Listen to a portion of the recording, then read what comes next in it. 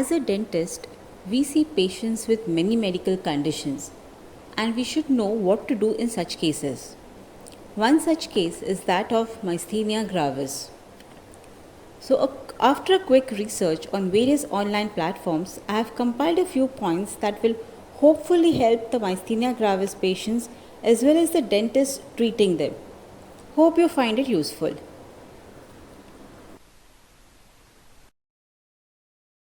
Myaesthenia gravis is an autoimmune disorder of the neuromuscular transmission which results in weakness and fatigue of skeletal muscles. It mostly affects the muscles innervated by the cranial nerves.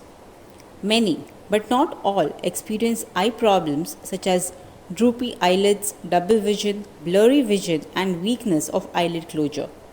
Some experience difficulty swallowing, chewing, slurred speech, and weak neck muscles. Weakness often increases in hot weather, fever, systemic illness, infections, exercise, hot bath, stress, or in case of menstrual cycle.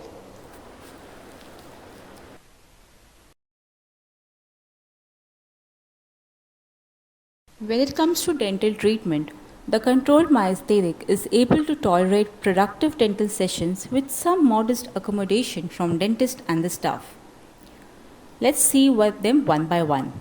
First, in case of appointments, oral infections and or stress of the anticipating or undergoing dental treatment may worsen or precipitate myasthenic symptoms.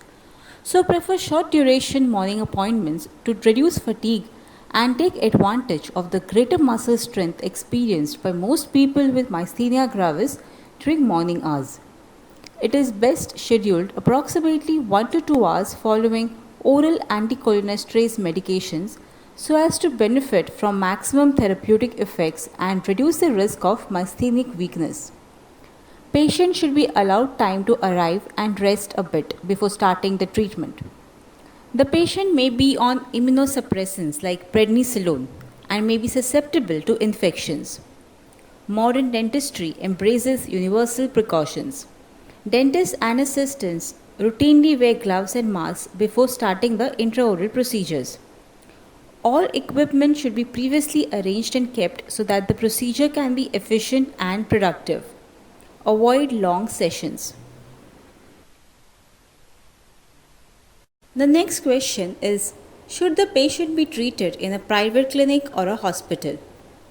A stable myasthenia gravis patient with limited or mild neuromuscular involvement can be safely treated in the private clinic.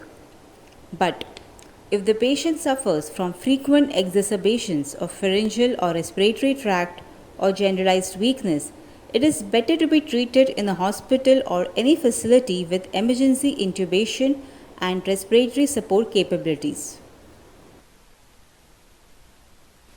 It is difficult for the patient to lie way back, so a more upright position is preferred. The patient and the dentist, they need to find a compromise which can be tolerated by the patient and yet give adequate access to mount to permit treatment for the dentist. Patient's ability to manage complete dentures may be complicated by inability of the weak muscles to retain the lower denture and maintain a peripheral seal for the upper denture. If maxillary dentures are overextended or with thick flanges, they can impinge upon the muscle and frenal attachments and can lead to muscle fatigue and altered salivation. Improperly fitting dentures may exacerbate symptoms of difficulty in closing the mouth, tongue fatigue, tight upper lip, dry mouth, impaired phonation, dysphagia, and masticatory problems. Local anesthesia is preferred over general anesthesia. There is no contraindication for the use of nitrous oxide with oxygen for light sedation. IV lignocaine should be avoided, so aspiration is recommended. For profound long-lasting anesthesia, use vasoconstrictors. But vasoconstrictors may need to be avoided if the patient reacts unfavorably. Lignocaine, mepivacaine, bupivacaine, these should be used with caution because these may acutely potentiate myasthenic weakness. Paracetamol NSAIDs can be safely given. Among antibiotics, penicillin can be safely administered. Narcotics, metronidazole and tetracycline should be used with caution. So is the case with steroids. Always contact the patient's physician before the use of antibiotics or sedatives.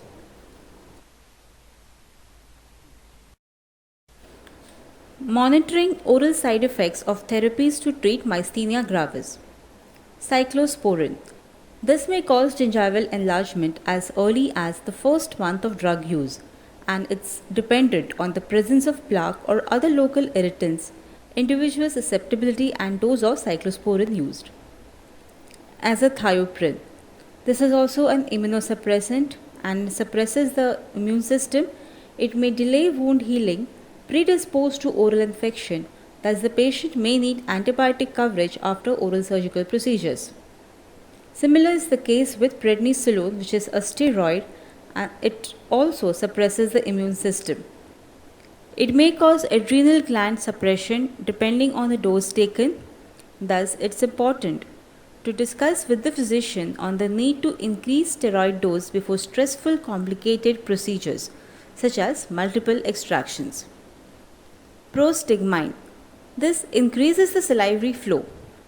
Thus, the dentist should use low-speed saliva ejector during treatment to collect saliva and a high-speed evacuation to collect debris.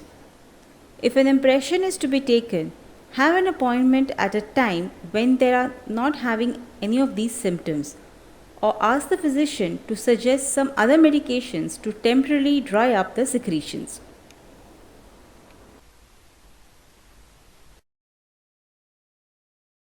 Now for the patient. Prevention is the best. So regular brushing with a fluoride toothpaste plus interdental brushing is absolutely essential, even if it is difficult to do. Electric toothbrushes and floss holders are available. Chlorhexidine mouthwash may be prescribed in a few cases. Use a denture brush to clean the undersurface of the dentures.